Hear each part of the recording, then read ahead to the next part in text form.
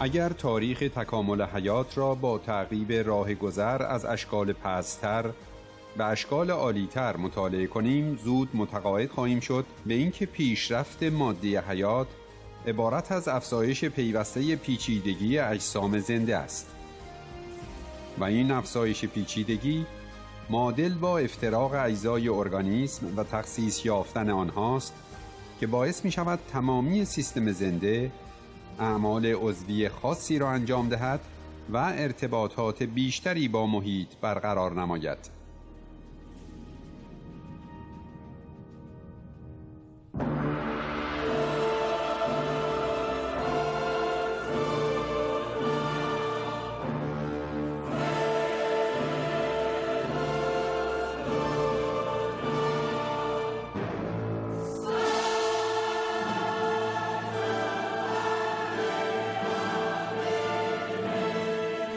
تبیین جهان قسمت 27 چهارمین قاعده تکامل، تطبیق یا وحدت، قاعده اساسی تکامل. بخش دوم، تطبیق در مراحل مختلف حیات. قسمت اول. 1. تطبیق در مراحل نخستین پیدایی حیات. 2. ساختمان انطباقی اندامهای مختلف و جریان تکاملی آنها.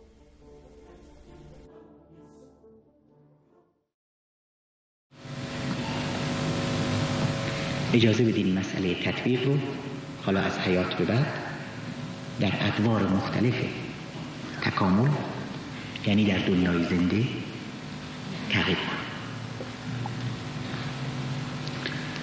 اول در مراحل آغاز، مراحل اولیه. خب امروز ما میدونیم که در عالی ترین مراحل تکامل مواد عالی، موادی که واسطه بین دنیای جمادات و دنیای زندگان بودند، تدریجاً مولکول‌های سنگین کنار هم قرار گرفتند و طی یک داستان خیلی پرطول و تفصیل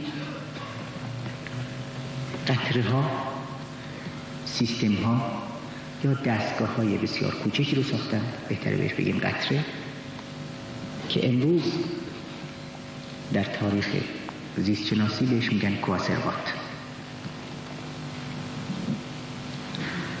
این سیستم‌ها، این قطره‌ها، ساختمانشون البته بسیار ساده بود، ولی با یک مرزبندی از محیط اطرافشون جدا می شدند. قادر بودند به مقدار خیلی کم برخلاف دانه ریگ با محیطشون کنش و واکنش نشون بدند. قبل از این رابطه یک طرفه بود، اون بود که فقط حکم می‌راند، یعنی فیزیک و شیمی. اینها به مقدار خیلی ضعیف از زیر این قانون در اومدند.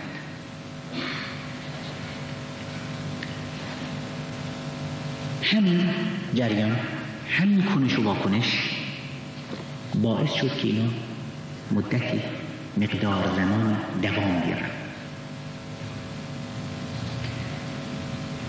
و از همینجا اساس تطابق تدریجی این سیستم ها فراهم شد.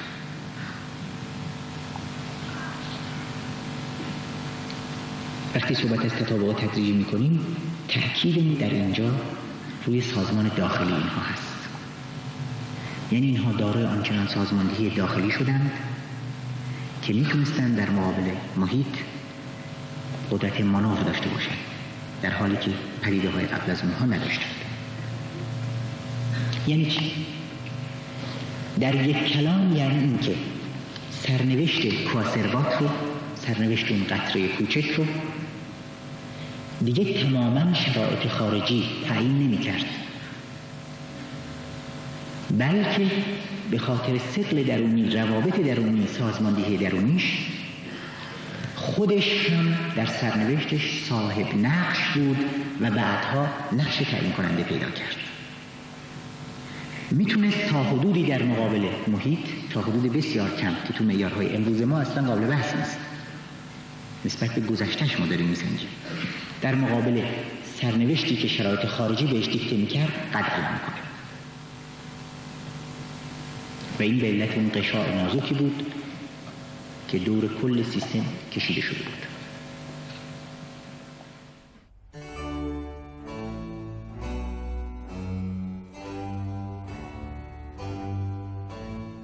حدود 4 میلیارد سال پیش جنب و جوشی شگفت در کارگاه تکامل آغاز گشت.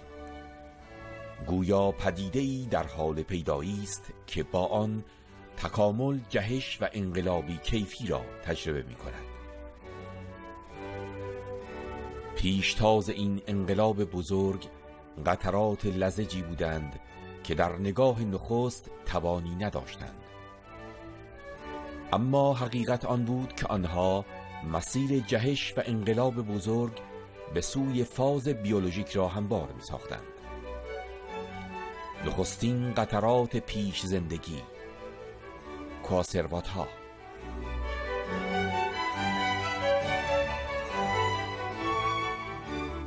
دکتر ژوئل دروزنای: پاره‌ای از مولکول‌ها خواستار آب هستند و آب جذب می‌کنند، اما پاره‌ای دیگر جذب کننده آب نیستند و آن را پس می‌زنند. پاره‌ای از پروتئین‌های موجود در ژرفای کم ساحل که از ترکیبات اسیدهای آمینه بودند میل به آب داشتند، ولی گروهی دیگر نداشتند.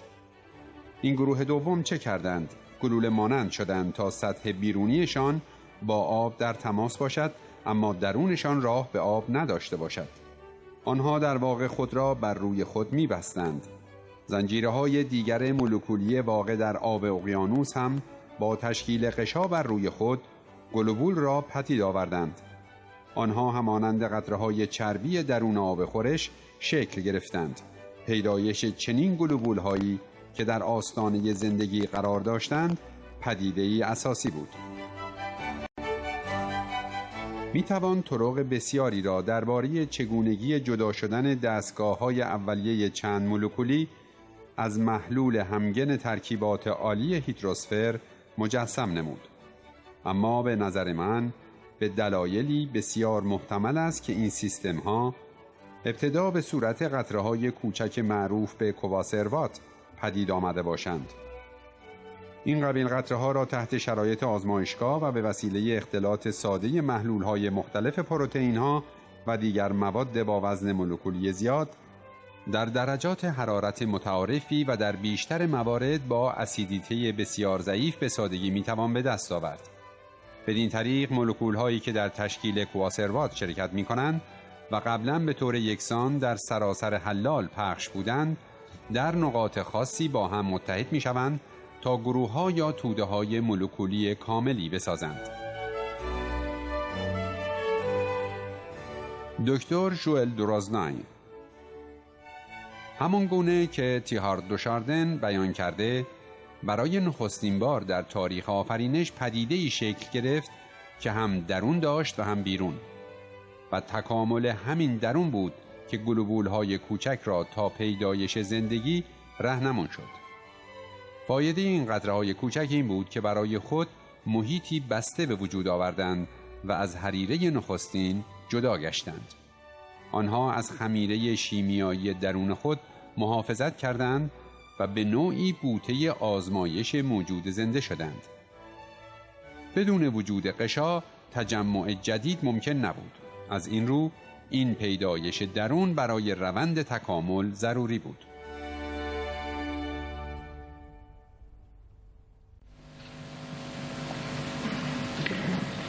قطره‌های اولیه که میشه اونها رو سنگ بناهای مثلا حیات تلقی کرد، سیستم هایی بودن به اصطلاح علمی بسته، یعنی کنش و واکنششون در مقابل محیط خیلی با تأنی و تأخیر محدود بود و به همین دلیل نمیتونستن زیاد پایدار باشن. تدریجاً باز در طول یک داستان خیلی طول و تفصیل سیستم ها به صورت باز شدند، روابطشون به اصطلاح گسترده تر شد، بدبستونشون با محیط زیادتر شد و به دلیل همین بدبستون پایداریشون زیادتر شد. میتونستن به اصطلاح دست محیط رو بخونن و در مقابلش واکنش‌های مساعدتری نشون بدن، واکنش‌هایی که طبیعتاً هدفش این بود که به نفع خودشون باشه، خودشون رو بیشتر تأمین کنن. البته روشنه که بسته به ساختمان درونی، بسته به این چیزهایی که قبلا ازش تحت عنوان آنزیم صحبت کردیم، موقعیت هر کاسروات متفاوته. بعضی از این واکنش‌ها در بسیاری موارد به ضرر سیستم یا دستگاه یا قطره بود، داغونش می‌کرد. بسیار نادر واکنش‌های پیدا می‌شد که به نفعش بود، بیشتر تثبیتش می‌کرد.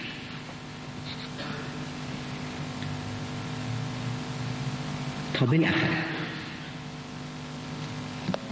در طول هزاران پیچ و خم دیگه اینها تونستند بقای خودشون رو در جریان تکاملشون تثبیت بکنند.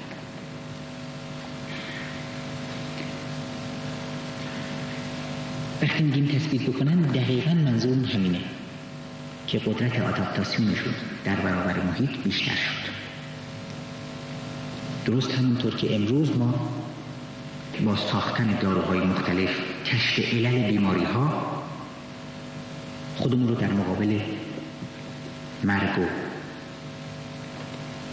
فنا مسئول می‌کنیم و حیاتمون رو تثبیت می‌کنیم. ما هم به این ترتیب توان آداپتاسیونمون رو بالا میبریم در مقابل اونچه که تهدید میکنیم زندگیمون رو، بقایمون رو قطع علم میکنیم. به عبارت دیگه اون عوامل تهدید کننده رو مسخر میکنیم، تسخیرشون میکنیم، تحت فرمان خودمون در میاریم و به جهتی میبریم که خودمون میخوایم. اونجا هم همینطور، در اون آغاز همینطور که میگم البته روشنه که فقط عنوان یک مقایسه سطحی است. اونجا هم همینطور بعد از همه فراز و نشیب ها، حذف و انتخاب ها، بالاخره دستگاه هایی به وجود اومدند با سازماندهی داخله و آنچنان ارتباطی با محیط خارجی که کارکردهاشون مناسب بود، تنظیم شده بود برای اینکه خودشون رو حفظ بکنن. نیرویی با مقدماتی گفتم حالا اینها دارند تحت عنوان صیانت ذات که از خودش حفاظت میکنه، دفاع میکنه، نمیگذاره که به زودی از بین بره. این نیرو دقیقاً در رابطه با این کنش و واکنش و تأثیر متقابل قطره سیستم با محیط پیرامونش به دست آمد. انتخاب هایی که صحبتش رو کردیم هنوز بسیار ابتدایی هست. هنوز شاید به طور کلاسیک زیستشناسان نتونن اونها رو در زمره انتخاب طبیعی به معنای دقیق مورد مطالعه خودشون تلقی بکنن، ولی ما کار نداریم، صحبت ما عامه. پس گفتیم که از حالت محدودیت و بی‌رابطگی فقط به عنوان یک تشبیه از حالت بیخبری و ایزوله شدن، منفرد شدن از محیط، حالا کواسروات‌ها در اومدن، با محیط فعالتر برخورد میکنن، یعنی قدرت آداپتاسیونشون افزایش پیدا کرده، یعنی پایدارتر شدن و یعنی مجهز شدن به نیروی صیانت ذات.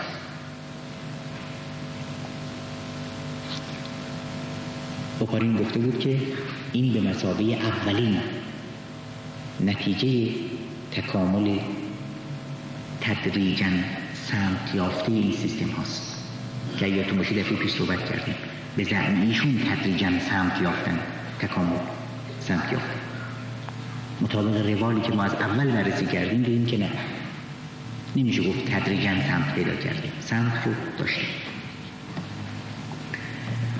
خب این قدم اول بود، قدمی که ما خیلی ساده برداشتیم، اما ما این همه هیچ چیز از شگفتیش کم نمیشه. برها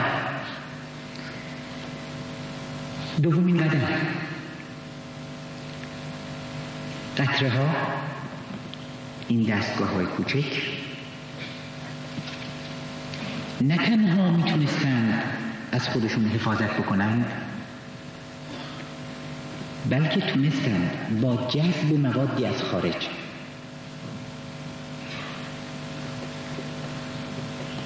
بر خودشون بیفزایند، رشد و نمو بکنند.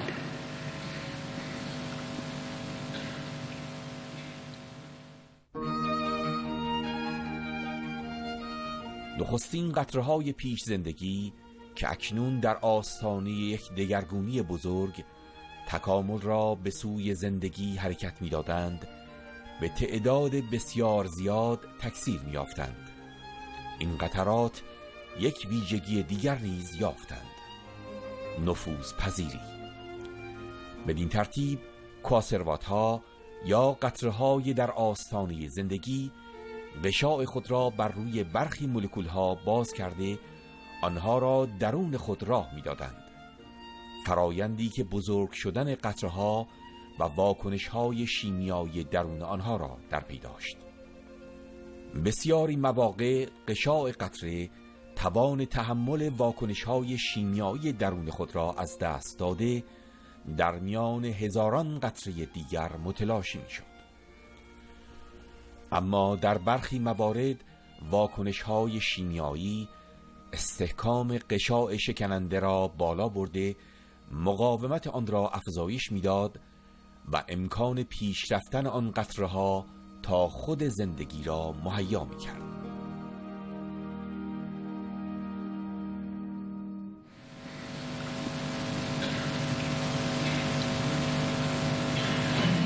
دانه ریگ که اصلا به چنین کاری قادر نبود.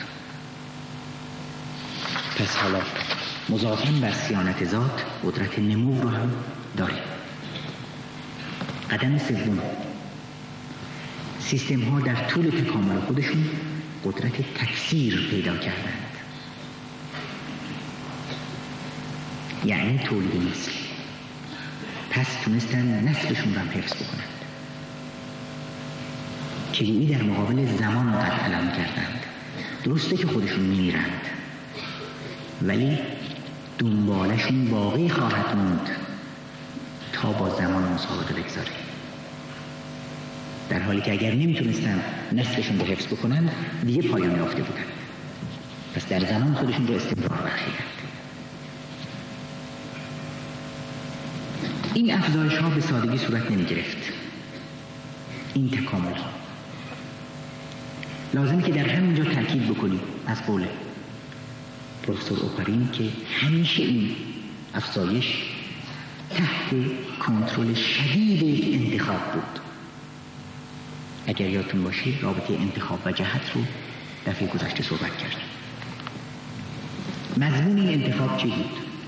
کارآمدترین، لایقترین و صالحترین ها برای دور بعد حفظ شدند و بسیاری حذف شدند. این هم گام سوم بود.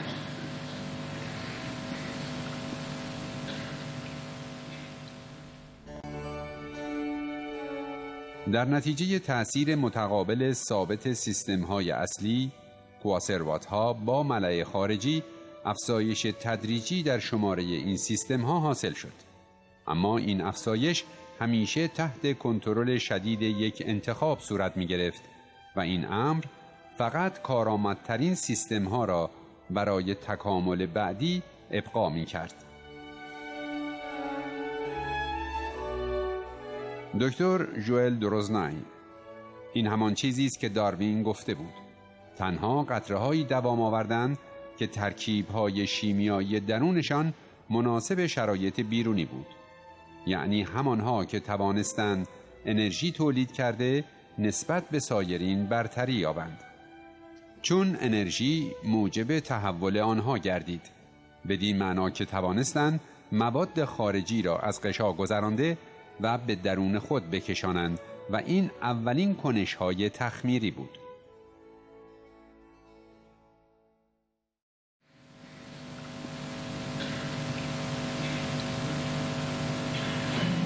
خب حالا کیها میتونن باز در دورای بعد شرکت بکنند؟ از میان همین ها باز هم اونهایی که در مقابل محیط قد علم کرده ترند، قدرت تطابق بیشتری دارند و میتونن سریعتر کنش و واکنش نشون بدن.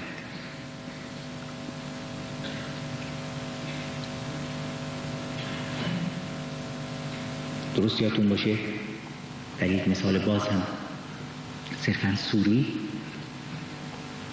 مثل این که بگیم که کدوم کفش برای کوهنوردی مناسب تره، کدوم که مثلا زود پاره میشه و از بین میره و کدومی که باقی خواهد موند.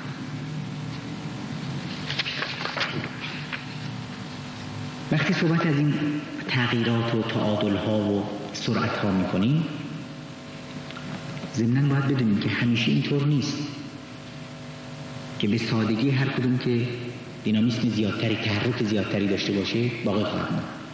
این تحرک اگر از حد خودش تجاوز کنه کل دستگاه رو داغون خواهد کرد. پس حد و حدود مناسبش رو فراموش نکرد. اونچه که مهمه، چون ما فقط سرخطهایی رو که مربوط به بحث خودمون هست میگیم و یک بحث علمی طبیعتا نداریم، بحث علمی دقیق در رابطه با این مسائل، وقتی که سیستم های اصلی، همون قطره های مورد بحث ما، به سرعت و توده‌وار رشد پیدا کردند، اون سیستم های برای آینده میرن که از نظم، سازماندهی، قدرت عمل و صحت و دقت زیادتری برخوردار بودند. اگر غیر از این می بود از صحنه محو شده بودند، تا اینکه دست آخر در اثر تکامل بعدی، در اثر استقرار این شبکه های منظم روابط، شبکه منظم که میگم مثلا میبینید وقتی من دارم صحبت میکنم چه چیزهایی با هم همزمان تنظیم میشدند. به همین ترتیب اگر به گذشته نگاه بکنیم، بالاخره در اثر استقرار این شبکه های منظم بسیار پیش در پیش و تو در تو، نیروی خودبازسازی، خصیصه موجود زنده تظاهر میکنه. چطور که به عنوان مثال میبینیم اگر دست ما زخم میشه خودش خوب میشه، یعنی ارگانیسم خودش رو دوباره میسازه، ترمیم میکنه. اونجا هم همینطور. پس از اینجا دیگه به معنای دقیق کلمه ما حیات رو با همه خصوصیتش به طور جامع در خاستگاهش دیدیم.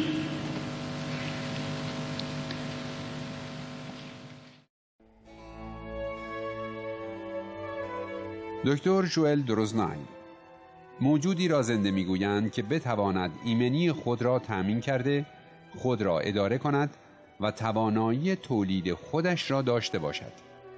همان سه اصلی که مشخصه سلول است و ساختار نخستین تمامی موجودات زنده از باکتری تا به انسان بر آن استوار است. اگر یکی از این سه اصل کم باشد دیگر نمیتوان گفت موجود زنده است. برای نمونه کریستال با وجود اینکه میتواند خود را تولید کند زندگی نمی کند چون انرژیزا نیست.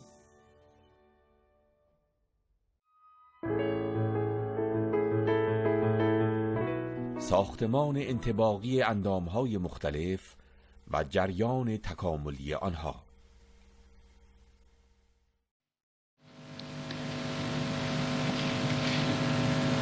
ولی تازه تمام اینها مقدم است. تطابق باز هم با شدت زیادتر ادامه داره. اجزای درونی اینها، این ارگانیسم ها، این بدن های خیلی کوچک ابتدایی که موضوع بحثمون هستند، با اعمال خودشون انطباق پیدا میکنند، با وظایفی که به عهده‌شون گذاشته شده.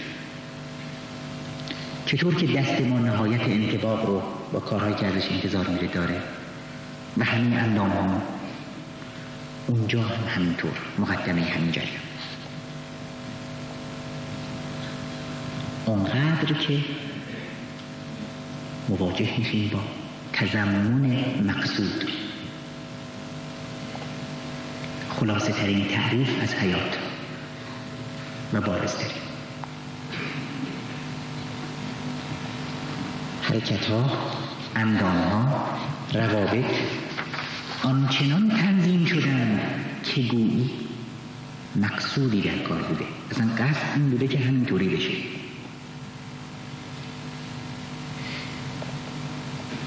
تضمن مقصود یا در حقیقت تطابق شکل و ساختمان یک عضو، یک ارگان، یک اندام با وظیفش، یک تطابق بسیار شگفت‌انگیز بین وظیفه و شکل و ساختمان کارکردش. اونقدر در مطالعه ارگانیسم های حیاتی و اصلا پدیده حیات این مطلب بارزه، اونقدر عام تمام موجودات و جهان زنده است، اونقدر بدیهی و عینی است که هیچ محققی اون رو نادیده نمیگیره. کافی است فقط به این اشاره کنیم که دانشمندان ماتریالیست هم از جمله پروفسور اوپارین این مطلب رو میپذیرن، با همین اصطلاح تضمن مقصود، منتها اضافه میکنن که اصطلاح بهتر پیدا نکردیم. معمولا اینها باید گریزان باشن از صحبت قصد و غرض و مقصدی در کار بوده و اینها، ولی مطلب اونقدر بدیهی است که میگن چون با هیچ اصطلاح دیگری نمیشه این رو رسوند، ما این اصطلاح رو میپذیریم. پس بنابراین بارزترین وجه مشخصه حیات همین تضمن مقصود، بیان کننده نهایت تطابق شبکه ها، ارگان، اعضا با وظایفشون هست. خب پس دیگه میشه فهمید، کلید فهم رو دست آوردیم که چرا ساختمان های حیاتی اینقدر هماهنگی، هم نوایی و هم نواختی با هم دارند و چرا اینقدر به سمت مشخصی هدایت میشن که هدفش همین صیانت ذات و خودبازسازی و الی آخر هست. از نحوه تغذیه ما، مکانیزم ها و مراحل مختلفش، تا موقعی که متوجه خطر میشیم، خطر متوجه نمیشه، تمام کنش و واکنش ها مشخصا هدایت شدند و میشن به سمت اینکه هرچه بهتر و بیشتر سلامت، خودبازسازی، ایمنی بدن رو حفظ بکنند. یعنی تلاش برای موندن علی رغم شرایط نامساعد، بهتره بگیم جنگیدن برای موندن علی رغم دشمن‌های بسیار قوی، از باد و بوران و میکروب و اینها گرفته تا شرایط دیگه. اینجاست که به دنبال تشکیل اولین یافته‌های حیاتی ما میتونیم دقیقاً ببینیم چطور رابطه مداوم با محیط مستحکمتر، متعادلتر، استوارتر و ضمناً پویاتر میشه. مضمونش هم قبلا گفتیم، تسلط روزافزون بر محیط. و از اینجا به بعد، یعنی در همون مراحل اولیه که داریم میایم بالا، افتراق اجزا، پیچیدگی، تفصیل اجزا، اندامهای خاص، اندامهای متخصص. تکامل ارگانیسم دقیقاً بعد از این توی این خط میره به سمت این که اندامهای خاص خلق بکنه، چه برای تنفس، چه برای حرکت، چه برای تغذیه، که در هر حال همین این اندامها هم در خدمت این هستند که تطابق این بدن رو با محیط، با شرایط خارجی تأمین بکنه، راهش ببرن، عقب و جلوش ببرن، از خطر دورش بکنن، بقایش رو تضمین بکنن و الی آخر.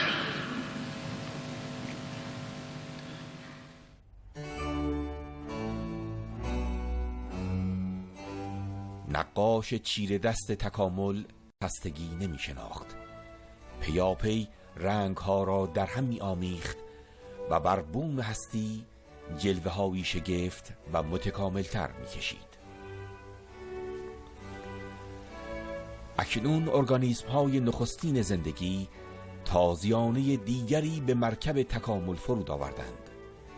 این تازیانه تقسیم کار است. سلولهای گرد آمده به دور هم بر پایه محل قرار گرفتن خود هر کدام انجام کاری را بر عهده می‌گیرند. زمینه پیدایش کالبدی با سلولهای متخصص. برای نمونه کالبد دارای پرزهای لرزنده‌ای شد که امکان حرکت را به آن میداد. برخی از کالبدها بر روی خود نقاط حساسی نسبت به نور به وجود آوردند. این گونه کالبدها دارای اعضای مختلفی گشتند که توان انطباقشان را با محیط به طور کیفی افزایش دادند.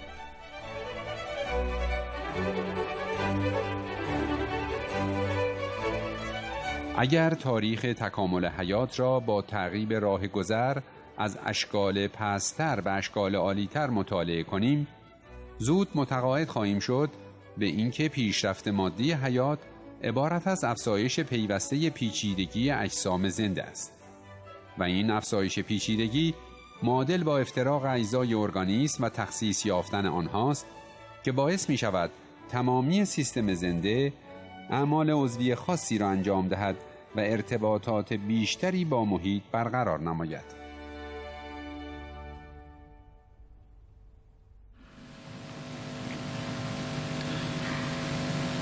پس افتراق اعضا، متخصص شدن اعضا، همین که بخشی از بدن تبدیل بشه به دست با کارهای بخصوص و بخشی به پا و امثال هم، میبینیم که گرایش عمومی تکامل ارگانیسمه همش به خاطر اینه که تطابق رو، ارتباط پویاتر با محیط رو، کارایی رو خلاصه بیشتر تأمین میکنه. پس ارتباطات دائما در حال افزایش. چطوری؟ در تکیافته ها ابتدا متوجه ظهور اندامک ها میشیم. در خیسه ها به اضافه این قضیه اجزای خاص خیلی البته ساده جذب و دفع میبینیم. موجک هایی برای حرکت. به اسفنجا که میرسیم شاهدیم که بین سلول های مختلف تقسیم کار میشه. هنوز هماهنگی کامل وجود نداره، هماهنگی مورد نظره. بعدها در مراحل بعدی هست که این هماهنگی، این ترکیب، این سازماندهی یک پارچه ایجاد میشه و خلاصه موجودات پریافته ایجاد میشه که تطابق بیشتری داره. و البته قبلا هم اشاره کردیم که در این وسط چقدر عوامل مددکار، چقدر عوامل شتاب دهنده و امثال هم وارد کار میشه. قبلا از شتاب صحبت کردیم، قبلا از آنزیم ها صحبت کردیم که چه نقشی رو بازی میکنن. هزار بار ممکن بود که این رهنورد تکاملی ما گم بشه، ولی دستش رو گرفتن و آدرس رو بهش دادن. 1001 اشکال و بنبست هم سر راه ظاهر میشه.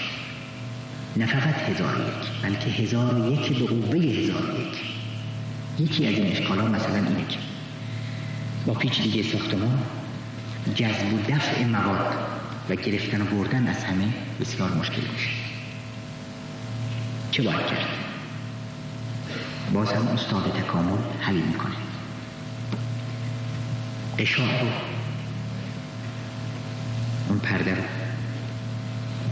باید روی همه بگسترونه تا اونها رو با داخل و خارج رفت بده.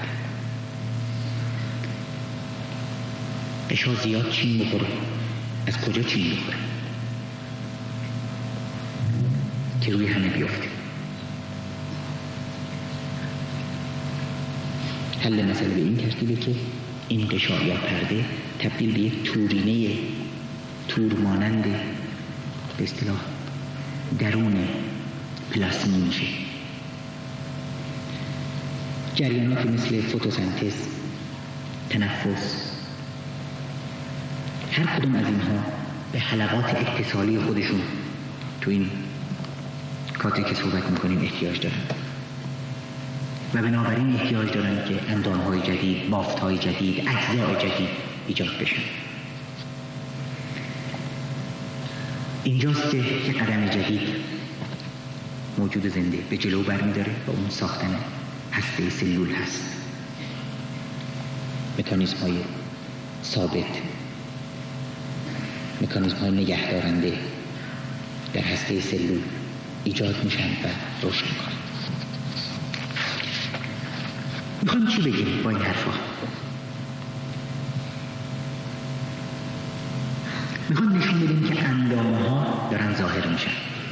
اول که خبری نبود از دست و پا و چشم و گوش و امثال. اندام ها چی هستند؟ وسایل تطبیق ما هستند با محیط خارجی. چطور؟ همونطور که اشاره کردیم بعد از سالیان دراز بالاخره یاخته های تکی به هم پیوستند. خب باز اینجا معتقدم دیگه که تصادفاً برخورد کردن به هم. خیلی حالا به این کار نداریم. به هم پیوستن، مشکلات سازمان بیوشیمیشون رو، یعنی شیمی حیاتیشون رو حل کردن، پابرجا موندن، چیزهای لخته مانندی تشکیل دادن، مراکزی شدن برای انقباض و ترکیب برای جذب. یادتون هست منظومه شمسی چطوری شکل گرفت؟ توده ها و سیارات کوچکتر به جانب مرکز ثقل جذب می شدن یا حول اون حرکت می کردن. اینجا شیمی حیاتی هست که کار میکنه. بالاخره بعد از همه این چیزها ما یک لخته منظم داریم، خیلی بزرگ. فکر میکنین چقدر؟ 2 یا 3 ساعت. دائما در حال تغییر، در حال تکثیر. نه که میخواد راه بره با محیطش تطابق کنه، نیازهاش رو رفع بکنه. تدریجاً بعضی از یاخته ها شروع میکنن به این که برن به یک سمتی که ته خطش پا هست. نه مثل پای ما درست و خوب و منظم و به قاعده. نه، اول چیزهای ریشک مانند، چیزهایی که بعدها میتونن باله بشن، ارگانیسم به جلو عقب نوسان بدن مختصرا. ولی خب دنیا که به این حال نمیمونه، دائما در حال تغییر. به همین ترتیب یک سری یاخته ها مسئولیت تغذیه رو به عهده میگیرن به طور اخص. عده‌ای دیدبان میشن، خبر میارن، گزارش میارن. اونهایی هستند که به خصوص در مقابل نور و روشنایی حساسند. و به جهتیابی در مقابله در داخل آب کمک می‌کنند. قرار است که گویا در آینده اینها چشم بشن، جلو رو ببینند و وضعیت ارگانیسم رو باهاش تطبیق بدن. همه اجزا و عناصر تشکیل دهنده که با رشته های پروتوپلاسمی به هم وصل شدن. ملاحظه می‌کنید مقدمات چشم و گوش و سایر اندام‌ها. ولی همینجا باز بگم ما حق داریم بگیم مقدمه یعنی این که قرار است که چشم و گوشی بیاد، هنوز نه. اگر همینجا حکم بکنیم که قرار چشم و گوش بشه، اون وقت یک نتایج فلسفی محتوم گرفتیم، ولی هنوز ما این حکم نمی‌کنیم. راه خودمون ادامه بدیم. جالبتر از همه در میان این یاخته هایی که حالا متخصص شدند وضعیت شبکه مخابراتی است که تدریجاً تکامل پیدا می‌کنه.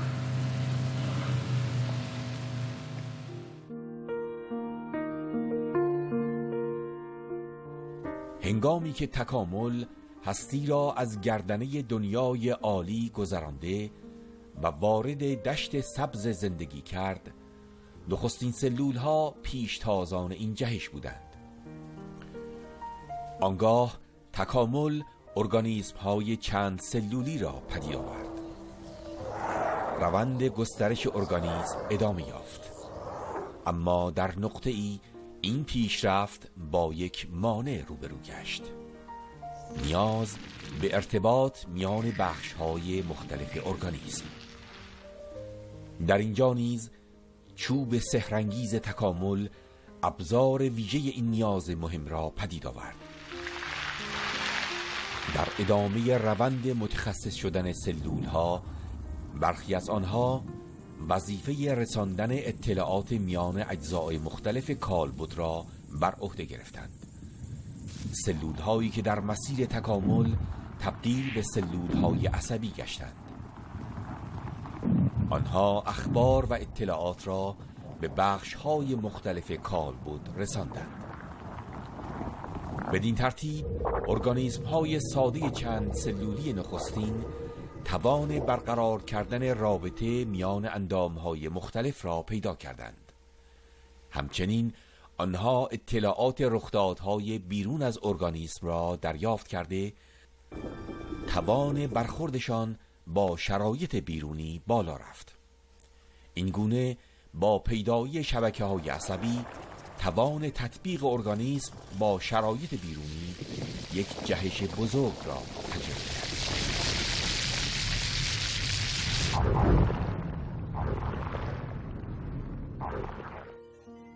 اندازه ارگانیسم ها بدون وجود دستگاه های ارتباطی مجهز بسیار محدود خواهد بود. چنان محدود که شاید هیچ یک از انواع موجودات اندازهشان از نقطه های ریز نامشهودی تجاوز نخواهد کرد. پیدا شدن ارگانیسم های بزرگتر و بزرگتر تنها بر اثر وجود یاخته های امکان پذیر گشته است که کار ویژه آنها انتقال اخبار و مرتبط ساختن تمام افزار با یکدیگر است. یاخته های عصبی دائم با جهان در تماس هستند. آنها علائمی را که نمودار و نشان دهنده جریان حوادث دنیای بیرونی است دریافت می‌دارند و آنها را به دیگر یافته‌های عصبی و بافت‌های مختلف ارگانیسم می‌رسانند. به این شیوه هرچه هم ارگانیسم‌ها بزرگتر و بزرگتر شوند، بر زمان و مسافت چیره می‌گردند.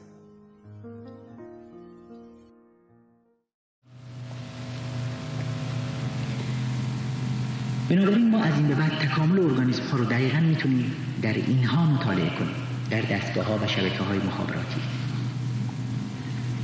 به خصوص که این دستگاه های رابط، دستگاه های هماهنگ کننده حتماً بعدها اگرم نه حالا به یک مرکزیتی احتیاج دارند، برای اینکه علائمی که از دنیای خارج بهش میرسه، بوی غذا، بوی خطر، موضع‌گیری مناسب، بایستی بریزه روی هم و تجزیه و تحلیل بکنه، بعد فرماندهی بکنه، بعد رهبری بکنه.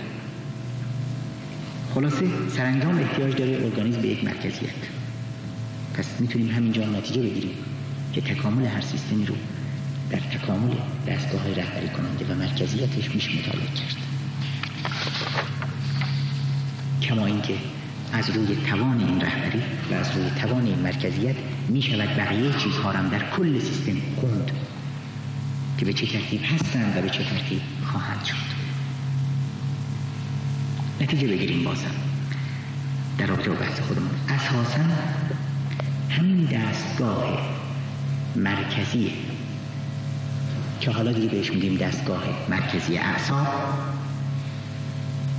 هست که مشخصاً وظیفه انطباق کل ارگانیسم رو بر عهده داره. چه هماهنگی و انطباق درونی ارگانیسم خودش با خودش، ترشح غدد، تنظیم ضربان و الی آخر، و چه هماهنگی و تطبیق ارگانیسم با شرایط خارجی، فرار از خطر، دریافت غذا و امثال. پس با این توضیحات می‌بینیم که کم کم کارها داره مرتب میشه، داره میفته روی روال. دنیا عجب نظمی به خودش گرفته. نه اینطور نگیم نظم گرفته، بهتر بگیم نظمش عجب بارز شده، آنچنان که هیچ کسی نمیتونه منکرش بشه. ولی دنیا کی بی نظم بود؟ تکامل این دستگاه‌های مرکزی عصبی رو و وظایف انطباقی بسیار حیرت انگیزشون رو ما بعداً مطالعه خواهیم کرد، بعداً بهش اشاره خواهیم کرد.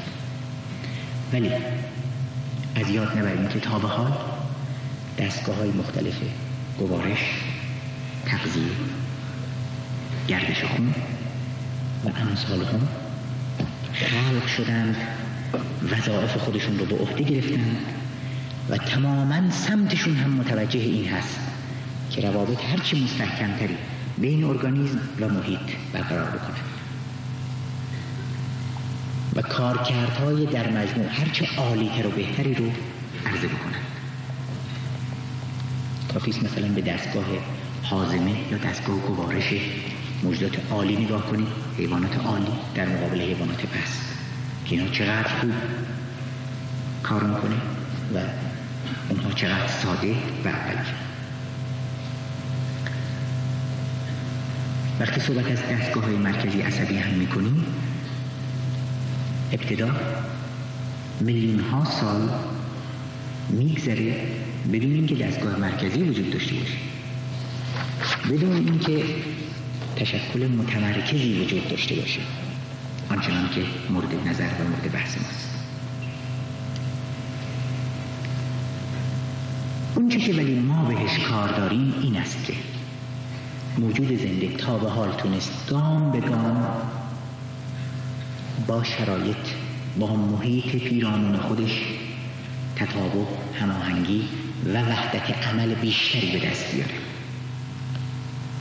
همچنان که صنایع هوایی رو بهش اشاره کردیم، روز به روز دیدیم که چه دستگاه‌هایی بیرون میده، اینجا هم دقیقاً به همون ترتیب. یعنی باز هم تکرار کنیم، توان بقا، توان مواجهه با عوامل تهدید کننده، عوامل نیست کننده، عوامل نابود کننده، اینها افزایش یافته.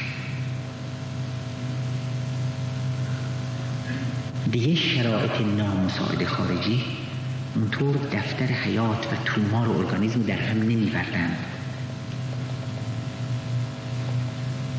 و بیاندازنش به دور. به عبارت دیگه از قید اجبارات و شرایط و فشارهای محیط رهایی میسر شده چرا که باش تطابق کردیم. احتیاجی هم به ذکر نیست که تغییرات در اندامها و ارگانهای حیاتی یک باره حاصل نشد.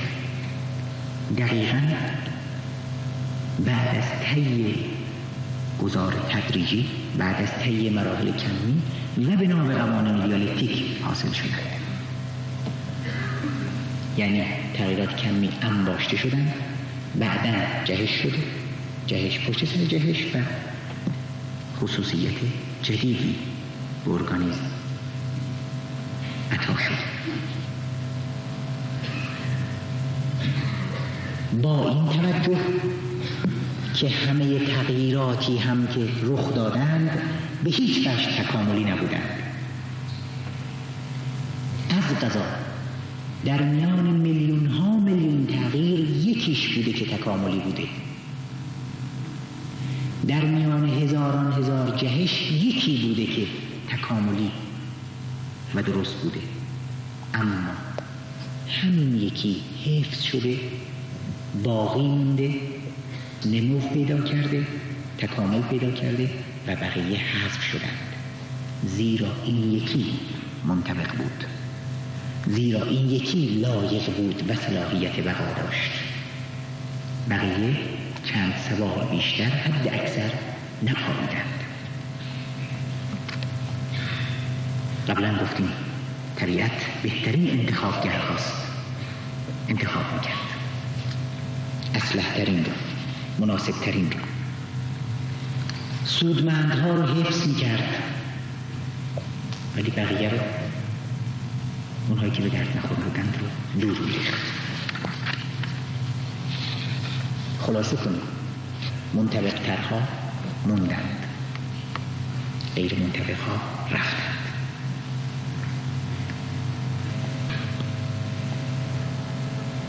یادتون هست حتی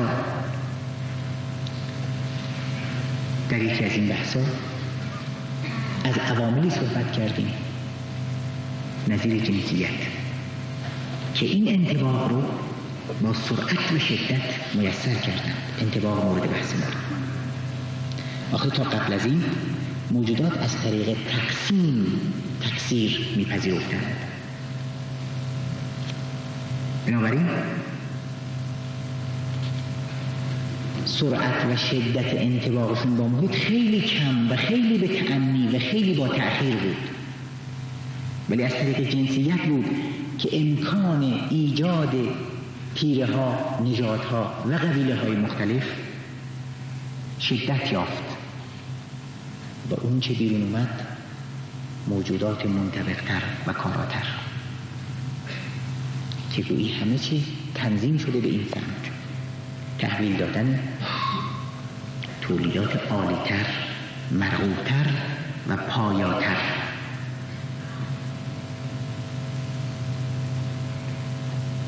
ببینیم در اوج خودشون این پروسه تطابق‌های مداوم به کجا ختم می‌شد.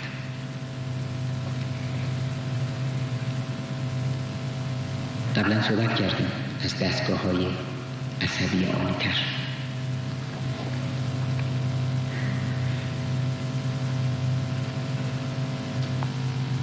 بهتره جریان رو از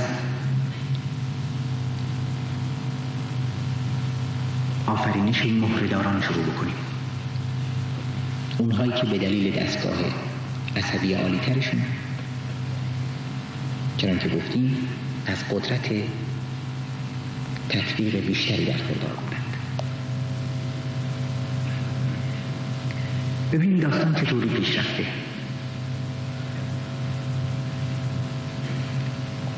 چند برش از جریان رو میگذاریم پشت سر هم و بعد میتونیم سراغ همین دستگاه هایی که بحثش هست.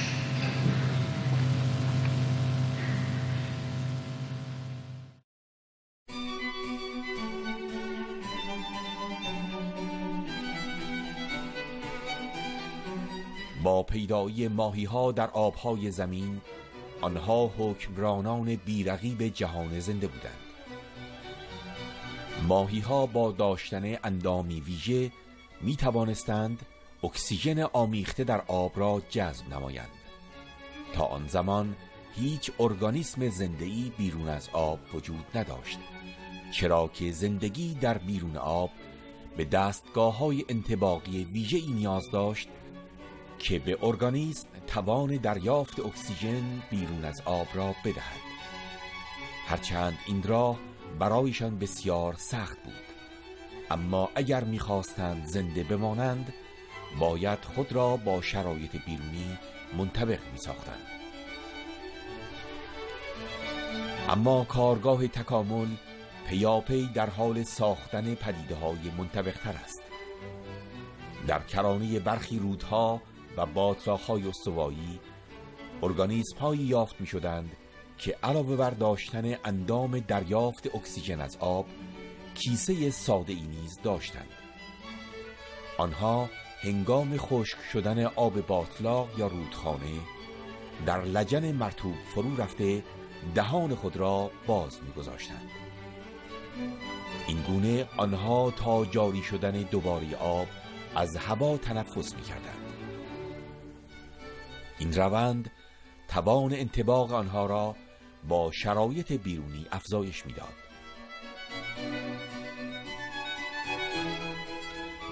اما اکنون یک مشکل دیگر سر برآورده است. تراکم جمعیت ماهی‌ها در برکه‌ها یک معنا داشت: کمبود مواد غذایی.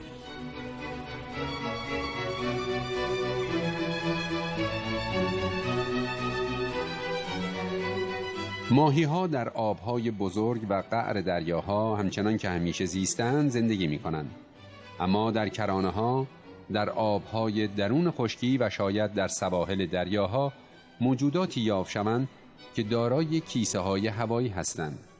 برخی از آنها دارای باله‌های قوی شنا یا اندام‌های جهنده هستند و می‌توانند مسافت کوتاهی در روی خشکی جست زنان بروند و خود را به آبگیر دیگری برسانند. برخی از ماهی‌های خزنده ممکن است در این کار افراط ورزند و مسافت بلندتری را در جستجوی خوراک بپیمایند.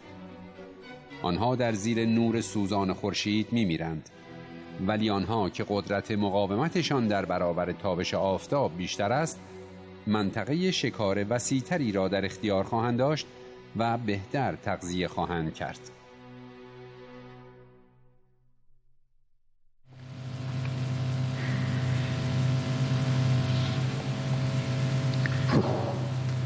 می‌بینید مرحله واسط عبور زندگی از دریا به خشکی رو.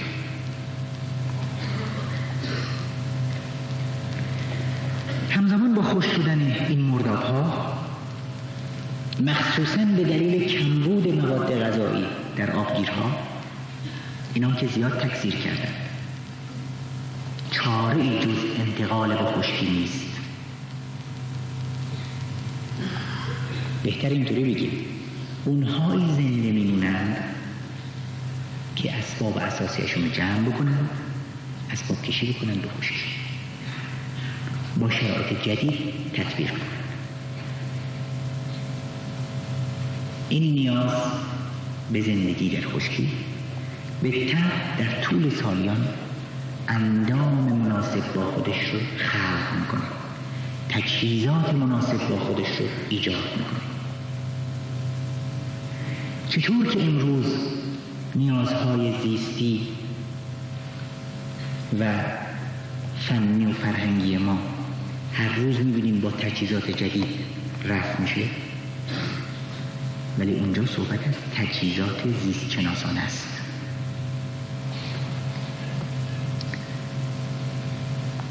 به هر حال اونهایی میتونن زنده بمونن که دستگاه تنفسی منطبق با شرایط خشکی داشته باشن.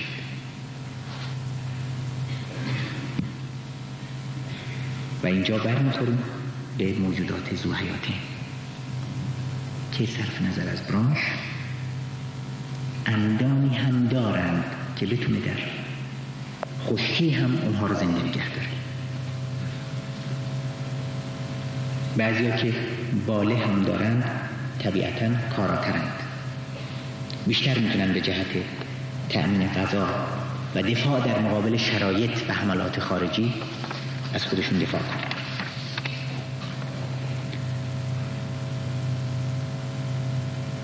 اون ماهی هایی که صحبتش رو کردیم که بعداً مقدمه میشن برای خروج حیات از دریا به خشکی،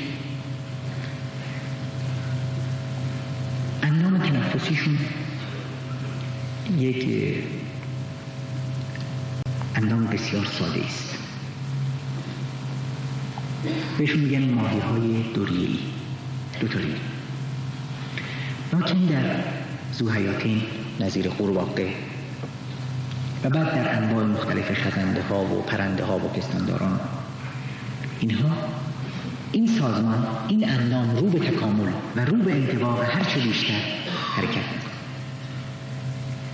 به این ترتیب می‌بینیم که در حالی که اندام تنفسی ماهی‌های دوریه‌ای کیسه حباب مانندی است که با یک یا دو سوراخ به فضای عقب دهان مربوط میشه،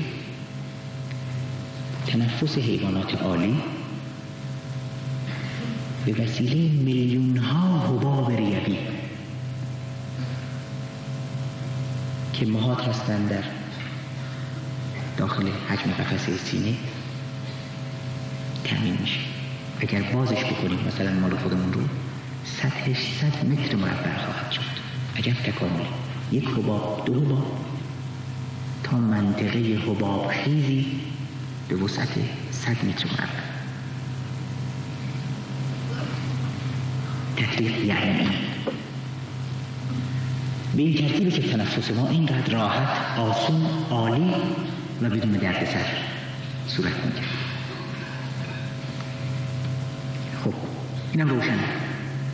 برخورداری از چنین دستگاهی انشعابات خاص خودشو میخواد، طول و تفصیل و حاشیه‌های خاص خودشو میخواد، نای و ناژه و حنجره و تجهیزات به هر حال فوق‌العاده عالی.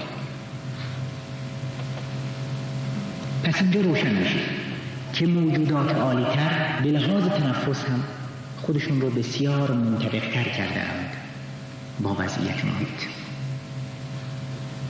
چرا؟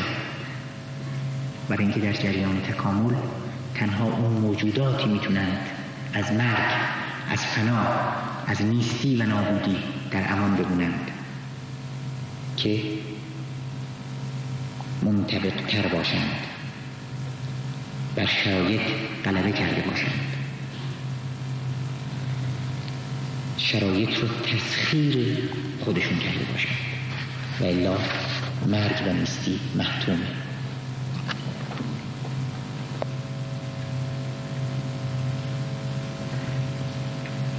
به همین ترتیبی که می‌بینیم تکامل در خشکی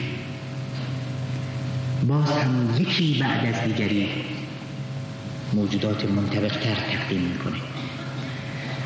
راستی در کارگاه تکامل چه خبره؟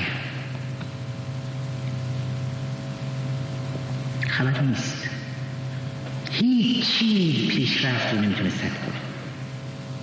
هر مسئله‌ای که ابتدا لاینحل به نظر میرسه باید حل بشه.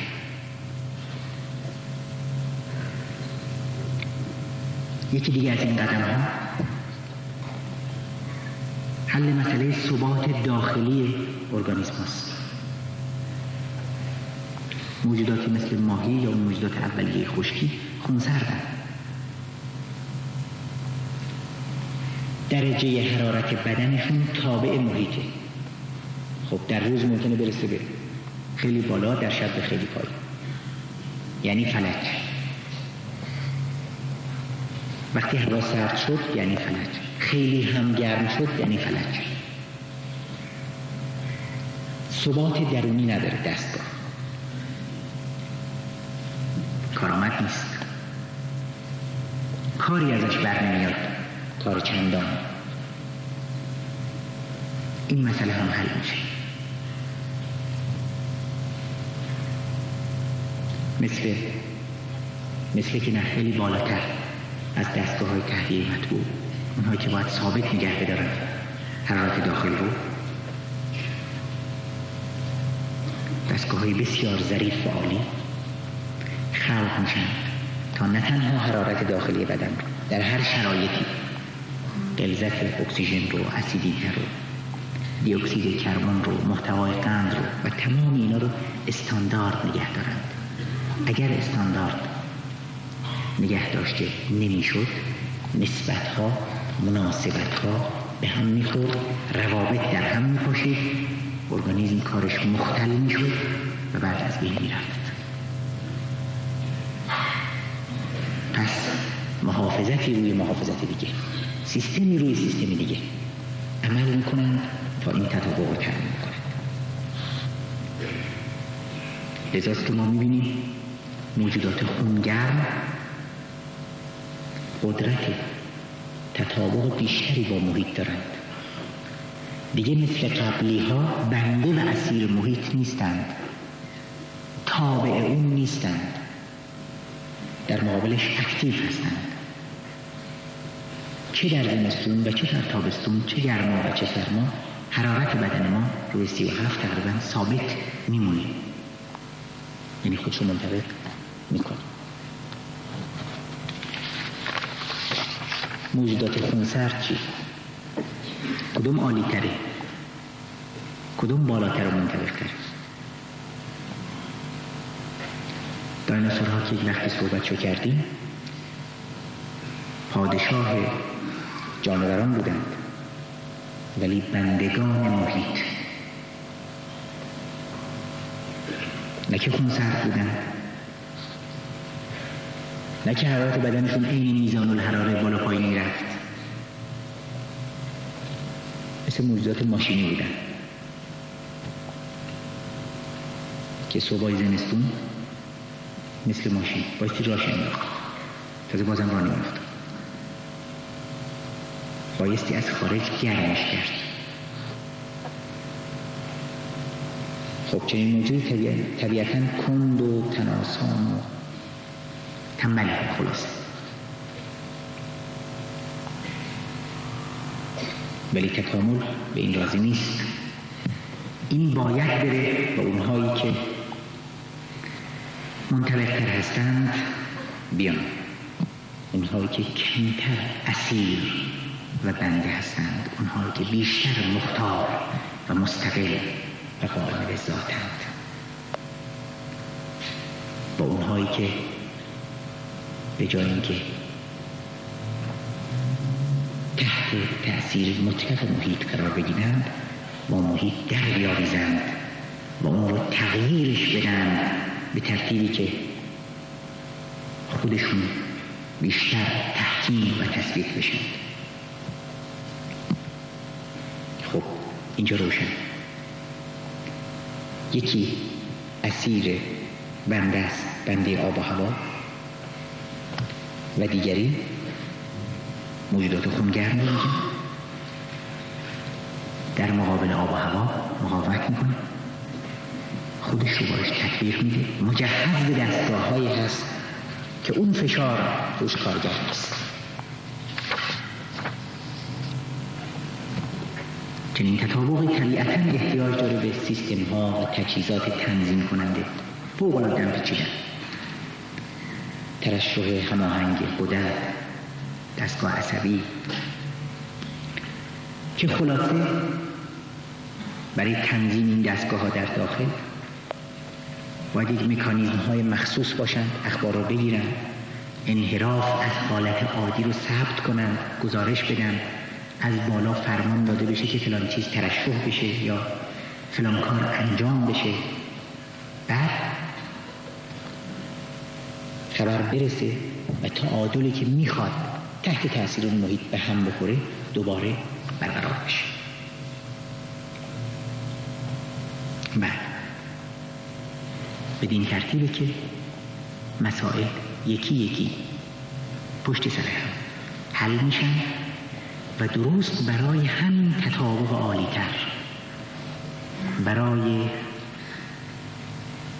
برخوردار شدن از بقا، برای تأمین هرچه بیشتر سلطه بر محیط، برای تضمین روابط هرچه گسترده‌تر و پایدارتر، اون مرکزیتی که گفتیم ضروری میشه، یعنی دستگاه مرکزی اعصاب.